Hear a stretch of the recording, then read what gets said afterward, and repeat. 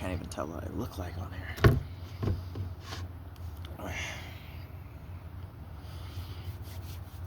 All right.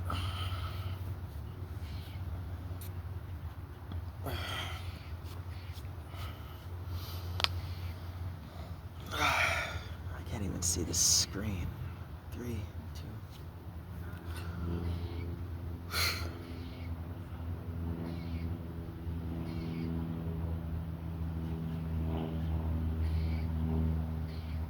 Try again.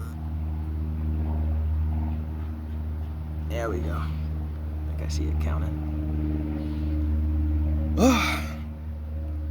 Welcome to the realm of Millenia. Be ye man, woman, a child, a spirit creature, or maybe even a demon. Be ye a native migrator, or maybe even an invader into the realm. Welcome, for I am your host, the Millennium Mailman, here today. I'm gonna start trying to do some shots outside while it's still looking beautiful. It's wintertime, but it is Florida, so the sun's out and I'm already sweating. It's been like 15 minutes. By golly. But hey, it is week 15 Devil's Advocate Hot Take, and the topic for the week is the correlation between responsibility, authority, and slavery. Gosh darn. Not a very good intro. But hey, welcome to the realm, for I am your host, the Millennium Mailman. We have a Hot Take Wednesday to get through, and I will be world building with you long after you've already begun to acclimate and fit in. So sit back, relax as we get through these talking points. I have a ton of them here, and I have tiny printing, so I'm definitely going to need to split this across 2 days, so it'll be a Wednesday and a Friday situation. Stop it.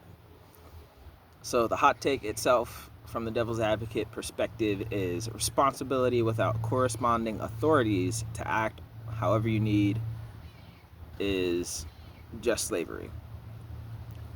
Now, in order to be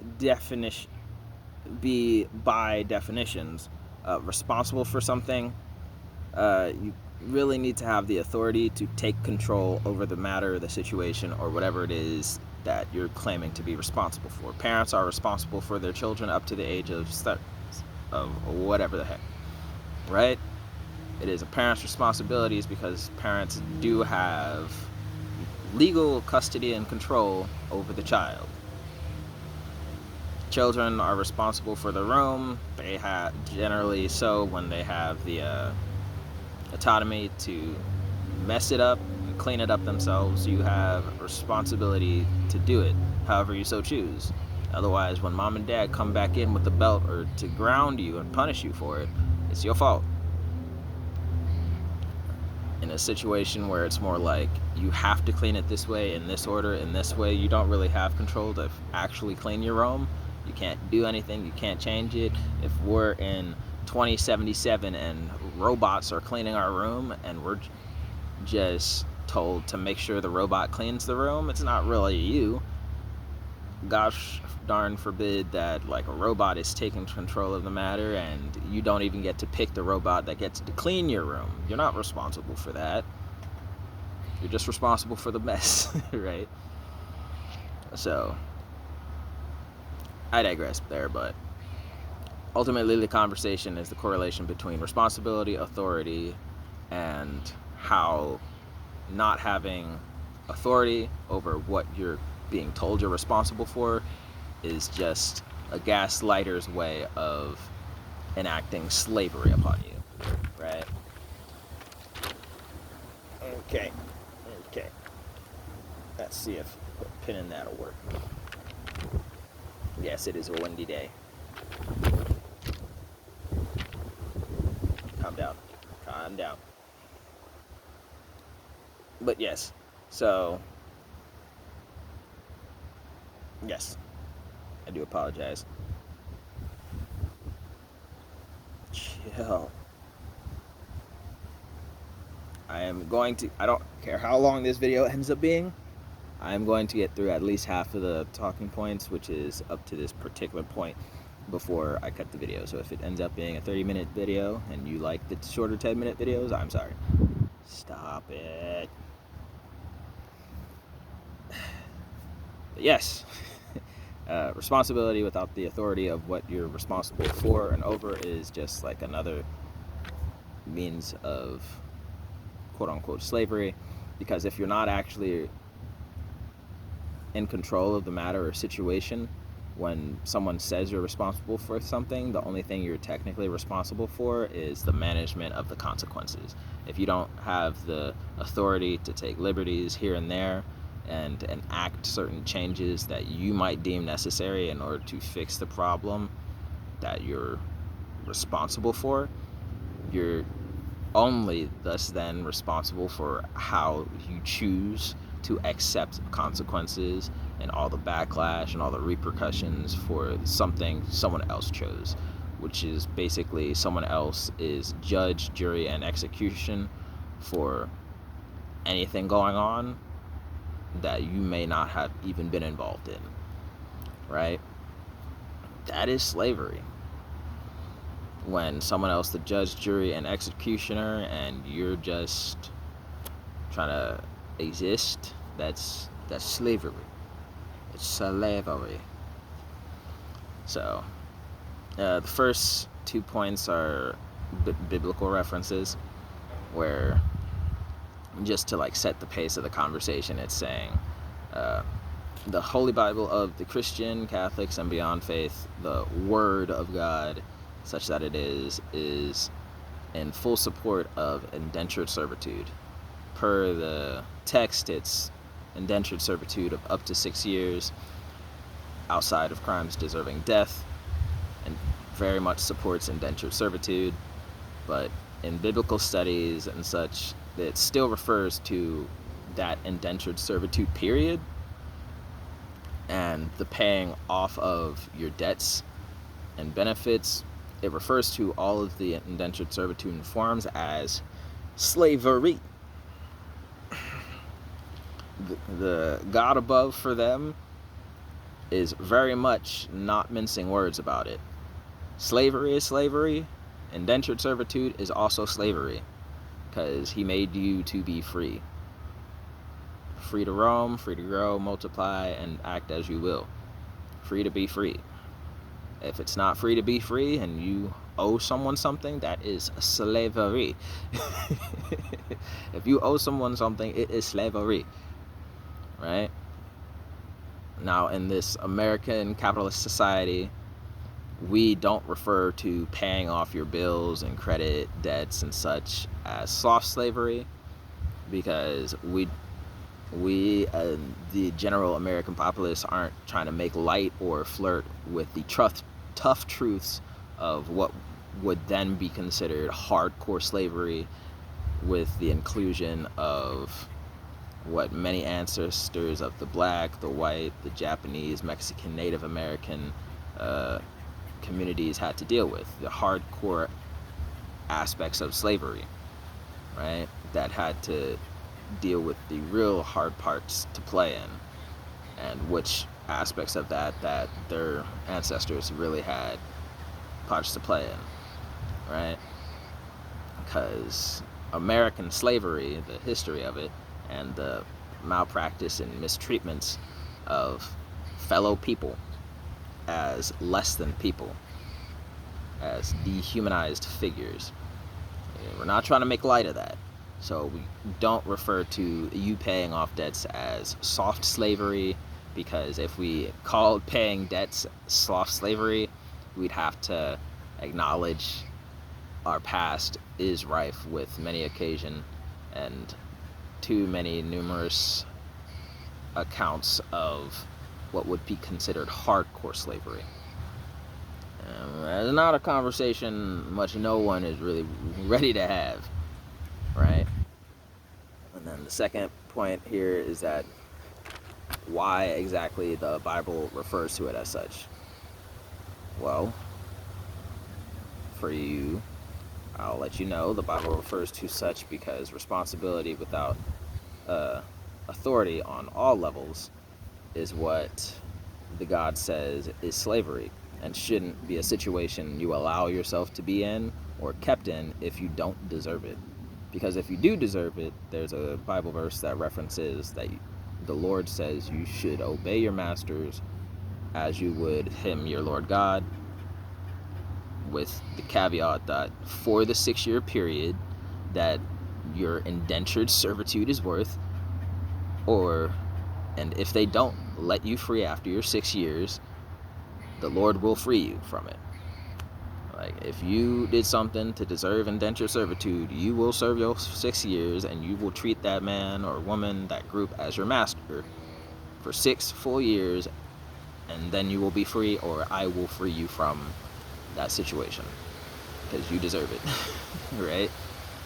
You deserve it, so obey them as your masters. Because even to the Lord God Almighty of the Christian and such faith, the concept behind it is indentured servitude is still very much slavery, such that you shouldn't ever want to be kept bogged down and indebted to someone or something else. And last point for this first half that I'll say before expounding on without the text is that far too many are overly complacent in this routine of indebtedness, and it keeps all of those communities which it's applicable to in the perpetual bondage of their respective slavers and masters for way too long. But I have a good master, or I have a good one. It's okay. No, bro, who cares? Slavery is slavery.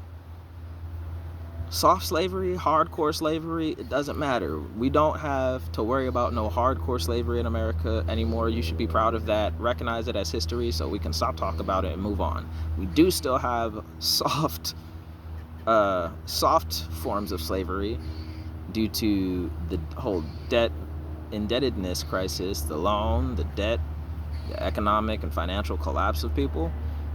We do have a perpetual soft slavery, and most occasions with this indentured servitude, it is something voluntarily entered to. It's a contract of sorts that you can be subtly forced into indebtedness situations, but ultimately most of them are pretty much contracts of negotiation of indentured servitude.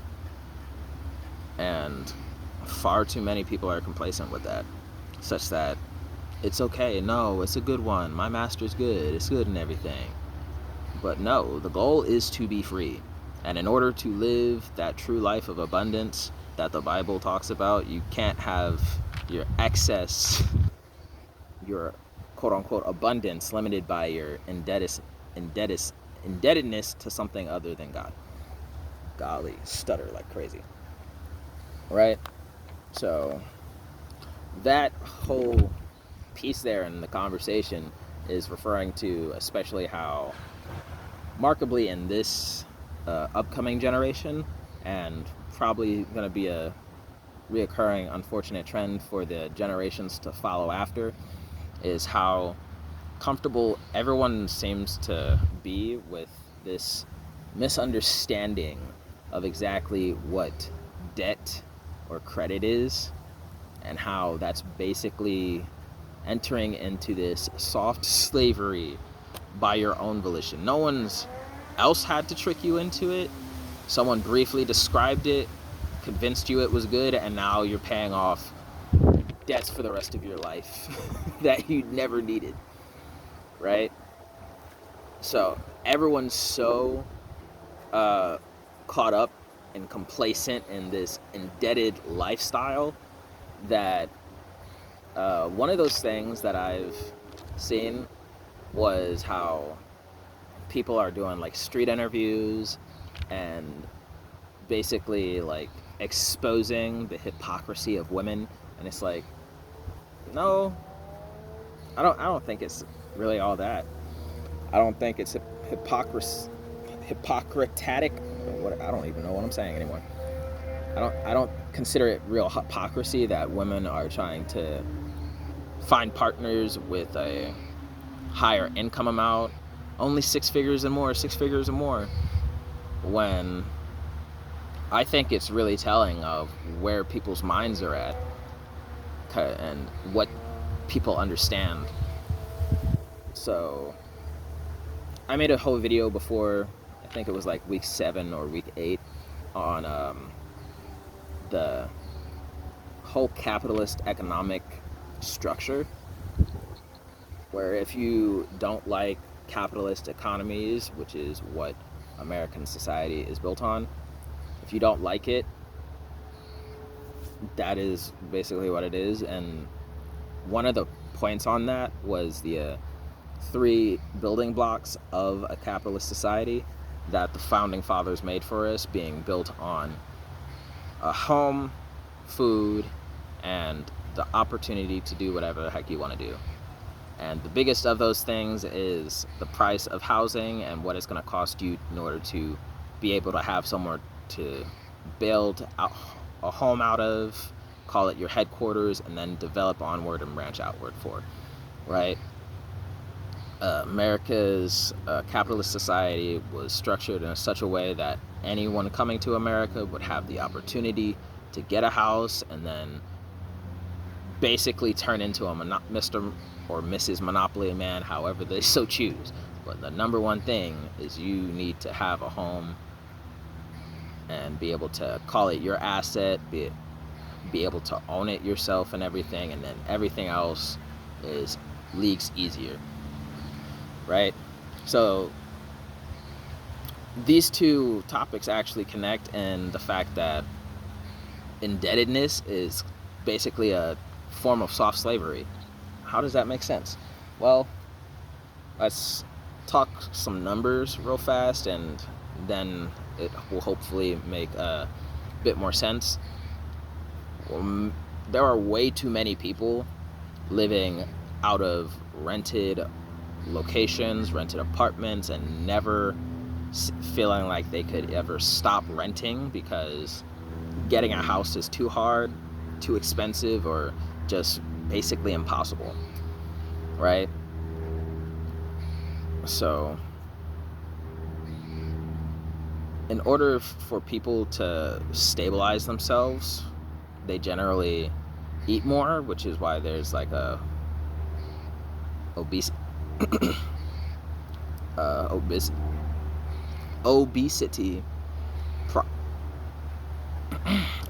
problem that people talk about every 3-4 years.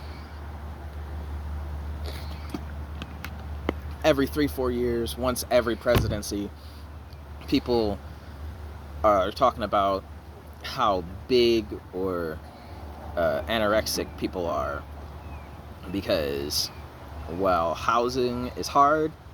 The only other things you can put your money toward is food and what you care to do. So every presidency, people are talking about food, and then every presidency, people are talking about the things people are choosing to do, what they're spending their money on, what they're getting, because housing is harder and harder, right? Now, as we talk about this and refer to how people are so okay with being in debt, when you don't own something, you don't have authority over it. You're just left responsible in maintaining something that you will be punished for when it goes wrong, right? Because if you don't have authority over something, you can't actually make decisions and choices to make it better or fix it. You only have the punishment of when something goes wrong. Hopefully that when is never, but there's no real benefit to you, any positive benefits for you when the thing gets better, only benefits to the actual owner. And in a case like this, as we refer to house, food, and opportunities, if you're living a lifestyle of renting, guess what? That house, you need permission to make changes to it. If the house for some reason gets better, the value goes up because you maintained it well during your stay, guess what? The landlord can hike up the price, kick you out, and get someone else to pay the higher price if you can afford to pay the higher price, or you don't want to pay a higher price. Goodbye you don't stand to benefit maintaining that house like the landlord does. But you can very much get in trouble for messing up the house. You can be called and blamed if the house's value doesn't match the other houses in the area, even if nothing went wrong. You're responsible and the bearer of the consequences because you don't have authority. You're responsible for that. That's just a soft form of slavery. And too many people are getting wrapped up in this lifestyle and this mentality that apartments and renting is the go-to best thing in the universe. No.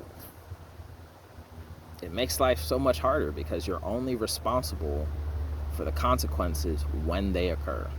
You're not actually in control or have any authority. You can have the sensation, the emotion, the feeling of freedom when you finally live alone and end up having to get a roommate because you can't afford it. But you're not actually free. It's a soft form of slavery because you're responsible for the consequences without any of the authority to make decisions.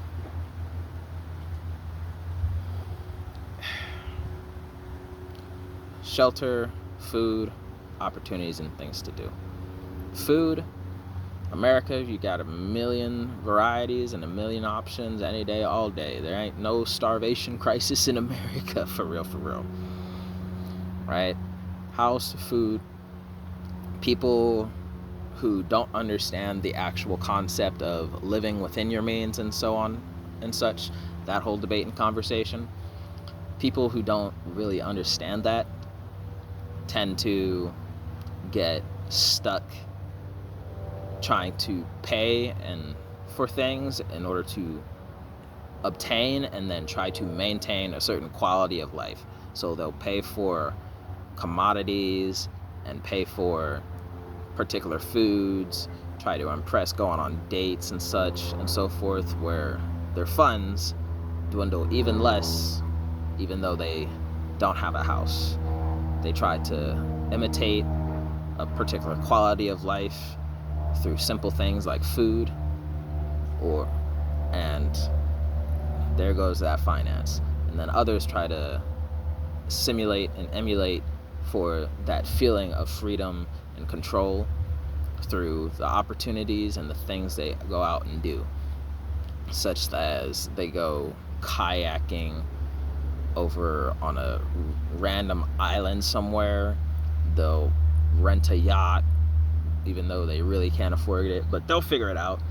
They'll buy 1,012 things, 1,000,000 stuffed animals that doesn't make sense. They'll buy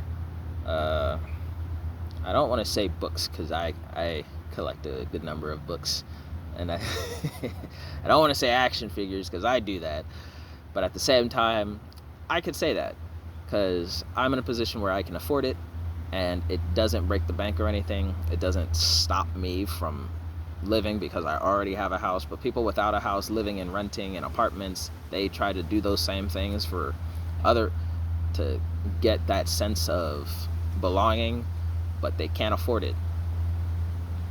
So it reduces their quality of life, and it makes it so that they feel like they have authority and they can be responsible for something when you're most unfortunately not.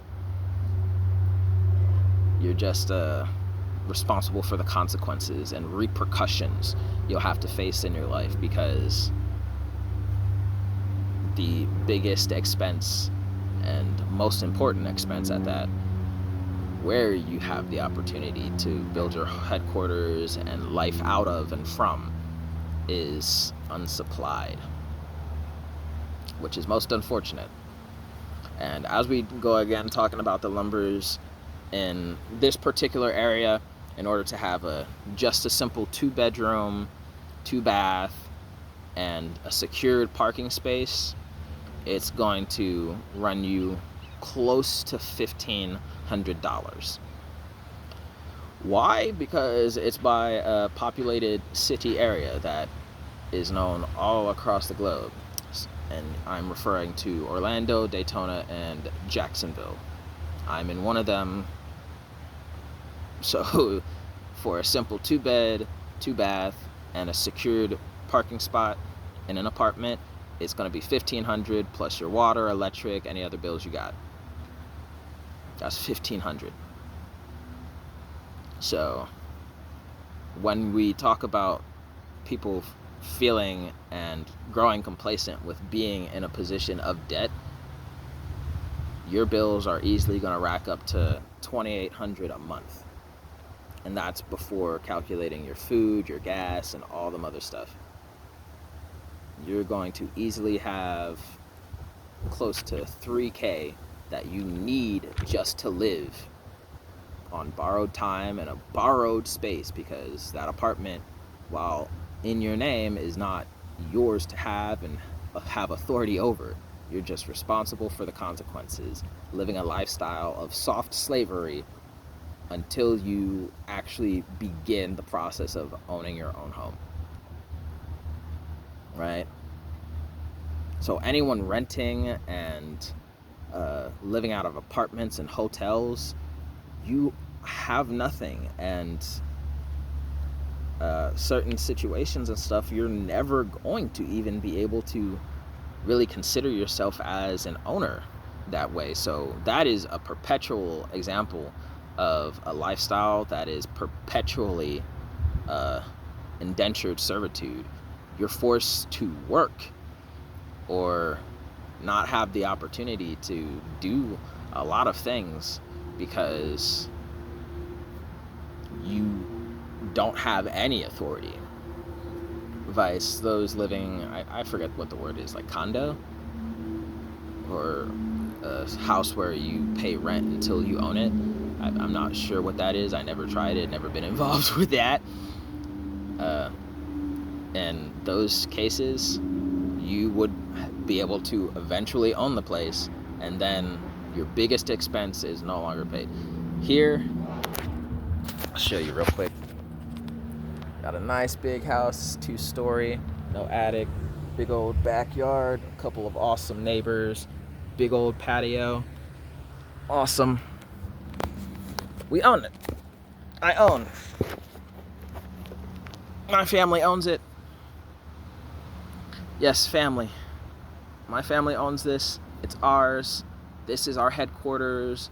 And the eldest brother of mine lives somewhere else, and he's paying off a mortgage there and getting better. We own it. So with this under our name, the biggest expense for the housing and stuff is property taxes, land taxes, and water. Electric we don't worry about because we got solar panels and we get money back for that. But water and annual types of taxes, meaning not applicable on the monthly basis, we got water bill, phone bills, and vehicle bills like insurance, paid monthly. All that is less than $600. If we stacked everyone in this house of the well, there's only 4 people in this house of working age, so across 4 people, we could guarantee our livability on each of us pitching in to contribute for a sum total of $600. So split across the 4 people, if each and every one of us pitched in $125, we guarantee that we get to keep our house month by month, aside from like annual taxes. Simple.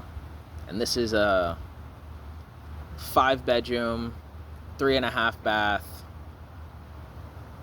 I don't know the square footage of it, but I'm sure from the panoramic view, we got a 4-car garage we got a 2-car garage with a 4-car driveway.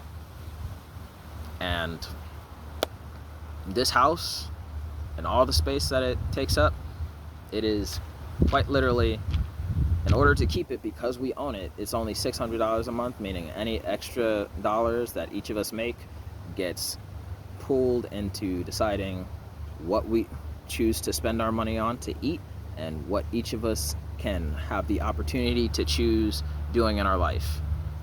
And when you are in a position like this, where you own your house and you just have to pay about the monthly water, electric, and property taxes annual, and you every month, vice living compared to your counterparts living out of an apartment for 15, which hikes up to like $3,000 a month in just regular bills.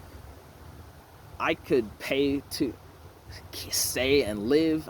I can quite generally live on $11 an hour working out of McDonald's as the janitor. I can be a McDonald's janitor at that $11 an hour and still be able to live in a place like this without anyone's help because I own it. $600 a month, right? Gosh forbid car insurance is high and it's closer to 1,000, but you gotta leave, right? I can live comfortable working as a janitor, right? And that's here to this day. It'll be 2026 in like a week from now, actually. It'll be 2026 a week from now, and well, 10 days from now. 2026. That's fact. $11 an hour can afford me a nice big old house like this because the mortgage is paid off and it's owned.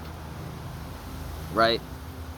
Far too many people are comfortable with this indebtedness lifestyle and mentality that, yes, if you're never consider owning a house and being able to do things by yourself. Is that a snake? Nope, that's a lizard. I'm safe. It's a lizard. I'm safe. These younger generations are being sold this concept of I need individuality while being pressured into comparisons. Like back in my day, you're just not working hard enough. I could always say that because I'm old too, but I'm not gonna demean the newer generations coming up just because they don't understand. I will empathize with the fact that when I tell them you need to get a house, but it's impossible to. Okay, the same way you figure out how to pay that monthly rent, I'm gonna need you to figure out how to get a roommate. You guys live together in this house. You and a roommate, get a house, pay that off, and you co-sign his house after this first house is paid off. It's like you need to do something. Own your biggest expense in life. Because capitalist economics in all of America, your biggest expense is the house. After you got that house down, food and whatever the heck you want to do is the price of food, which should never be that expensive, and the price of whatever you're going to do. Oh gosh, you're an engineer? That career alone can net 6 figures, and you'd only need a fraction of that in order to live. Meaning all the rest of that is play money. You can quite literally live relatively lavish in a house like this if you own it. Struggle for the 10 years the mortgage is going to cost you. For 10 years of struggle, you can live the rest of your days very cheaply and be able to own. Oh gosh forbid, you own one property and then you have the next one pay for itself. That's what the older generations did. They were patient and they lived the life of struggle, working hard for the first only 8 to 10 years max, and then they got an extra property, maybe in hopes to pass down to their kid, their grandchildren, and in the meantime, until they did pass it down, They had that one pay for itself. Oh my gosh, now I have passive income because that house is also paid off. Meaning all this extra money is money I could put into another house. Oh, I'm gonna eventually have grandchildren. Now I have multiple revenues. I never have to work a day in my life, but I like this career. I want to retire as this, pick something. I want to retire as a garbage collector. I want to retire as a garbage collector. I've been doing it all my life. I've been a junk man. I like it. I love it. And I'm a bit of a hoarder, so I want to constantly have the money to be able to squander and buy junk that no one likes and repurpose it and resell it. I just want to do that. You can choose any profession. I like being a janitor. I like seeing the kids, talking to teachers, learning something new every day because I am a janitor in a college, a university, and I'm just naturally getting smarter, and I don't have to pay for a degree in order to know these things unless I wanted to like teach someone else these things. I'm just naturally learning, and I'm naturally getting smarter. Naturally smarter for myself, naturally smarter for my family to contact, connect, and educate. Right? You don't actually need a lot. But with how complacent the newer generations are becoming into this lifestyle of indebtedness and living out of apartments and rentals and Airbnbs and hotel rooms and motel rooms, because that is the life that the newer generations are being sold, that's making them in debt. Hashtag student loan unpaid, right? You get into that life and you're perpetually living in debt. It sucks. It sucks to suck, but everyone's growing so complacent about it, and it's really awkward and really weird because that's not really the lifestyle that was ever meant to be lived. So in that arc of the story here, living here in a big old place like this that fits 2 people a room, so legally a minimum of close to like 10 to 12 people, right? Gosh forbid if we say that each of the rooms has kids. Like 12, from 10 closer to 15 or 16 being the legal limit. There's 16 people can live in this. It's not gonna rain, is it? Oh gosh, let me hurry up. Property like this fit struggling 16 people, but easily by the legal limit fit like 10 people, right? Only 4 adults live here and a couple kids. $600 a month, figure it out. Across 4 people, figure it out. We got it. All right, that's like $150, and then we have other bills and stuff and so on and so forth, right? 4 people can figure it out. 1 person can figure it out. It took 7, I'll just round up 8 years. It took 8 years to get in a position like this, where it's inexpensive to live, but it took 5 people struggling for those 8 years. 5 people struggling 8 years gives the whole family the stability and the opportunity to rest and work at their own pace. Brother, he already moved out. He's already 80% done owning his own place for him and his wife, because this is where he started off for the first couple of years before he got married. He put himself in a position to be able to pay for a house, which is actually bigger than this one. He's already 80% paid off on his mortgage for his new house since he's moved out, and it's because he's afforded so much. Each and every one of us does not have to make a lot, and so long as we choose to stay together up until we branch off, we'll never have to make a lot in order to live and look like we did. Never. And that's the biggest thing. People underestimate how much like a regular store restaurant manager can ball out and look and feel awesome, because it doesn't. It's hard of a concept, because everyone's trapped in this mentality of rent is so expensive. You're right, and rent will always be expensive. A mortgage or a car note will only be expensive till it's paid off. And the newer generations don't seem to understand that, which is most unfortunate, because that's them signing a new lease. I mean, signing a soft slavery contract, or I mean, voluntarily selling themselves into these forms of contractual voluntary slavery.